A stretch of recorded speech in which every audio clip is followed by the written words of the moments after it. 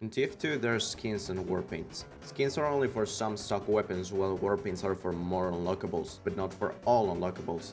Since it's true that most unlockables look pretty bad with warpaints, there are some others that would look pretty good hypothetically if they had warping compatibility. And I'm here to talk about those. Those items that don't have warping compatibility but would fit if they had. Going for the first class to last, starting with Scout. Scout has some good options in my opinion. Pretty much all shotguns are good pads. The only problem is gun recognitions is all look pretty similar.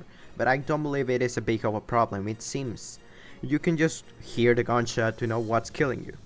If I could only pick one, it would be the Force of Nature because Backscatter and Babyface's Blaster have way too many details to look decent.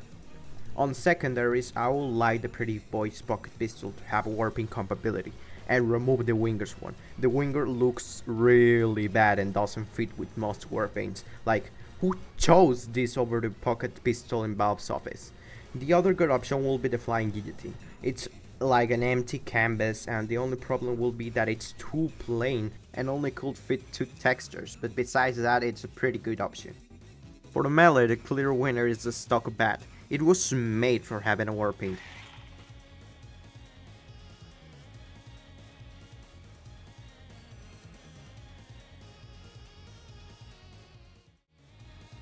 From all the primaries of Soldier, the direct hit is the best option for its simplicity of design unlike the other rocket launchers. And there is not a single one that would fit nicely in the secondary slot. The good ones already have warpaints or don't fit at all. The boots shouldn't have warpaint or wouldn't work, and the banners just no. I don't think so. It will make identifying banners pretty hard and will look bad. The Market Gardener is the first thing that comes to mind when warpaints for soldier melees come to mind. It is one of the most used soldier melees and I don't think there's another good option for soldier but this one. Pyro clear one is the Dragon's Fury. Already having the Dragon Slayer shows the Dragon Fury works already with warpaints, and I thought it had warping compatibility already for some time, and other primaries don't look as good.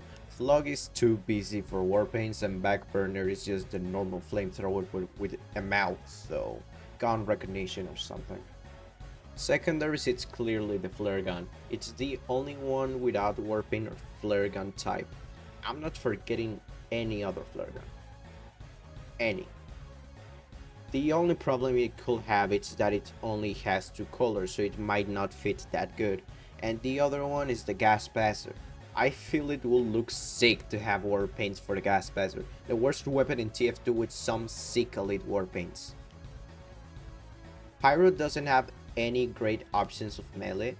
The Homewrecker and Fire Axe could technically work since they have like 3 colors palettes, so a normal warpaint can work on them, but I feel the wood parts of these melees ruin the chances of them having warpaints. All good demo primaries already have warpaint for them, so no reason to say anything. The same for secondaries, pretty weird. Scottish resistance is just normal sticky launcher and the jumper wouldn't make sense. And for melees, none. It's already pretty done with its swords. Really disappointing for demo man. Since the Natasha looks exactly the same as the normal minigun and the heal and hitter is way too busy for warpaints, there's not another primary for heavy that could have warpaint in my opinion. And in the secondary slot, before I say none, here's an honorable mention. The Festive Sandwich. It already has a warping on it, just replace the main texture with a warping and ta-da! You got a new warping compatible sandwich. Melees for heavy are all technically globes and very one texture like. His stock melee is literally nothing. He just goes ballistic stick on you. So thinking of a heavy melee compatible with warpaints is kinda difficult. The Fist of Steel can work, but it's too metallic. It will make the Fist of Steel look weird.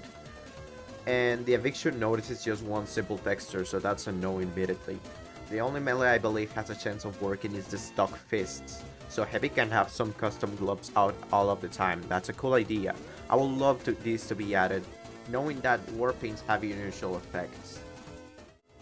And you already have some primers with warpaints, and the option I'm going to choose is pretty clear. The Pumpson and the Widowmaker have way too many details to look good, so the only option left is the Frontier Justice, a classic shotgun with design that kinda interferes with the warpaint.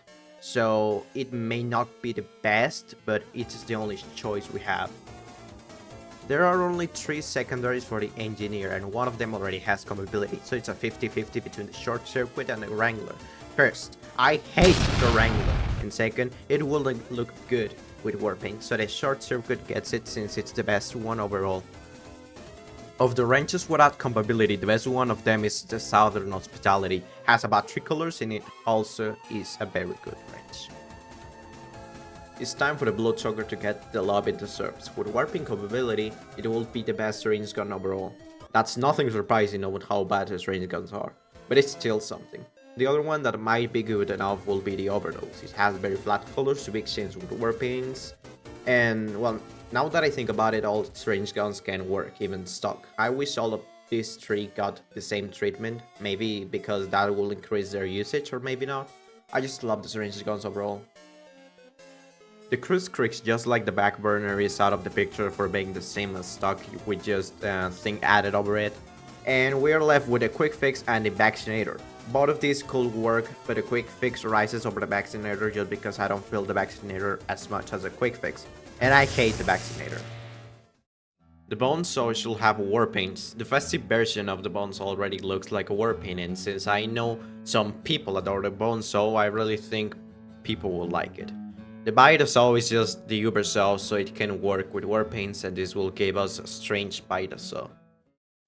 My number 1 to go is the Classic. This gimmicky rifle is amazing and should have Warping compatibility. There is a modern game banana that gives the Thunderbolt to the Classic, and it looks gorgeous to my opinion. And none of the 2 bows will work in my opinion too. They are too thin. The Hitman's Hitmaker will make a great addition to the roster since it's literally just a stock sniper.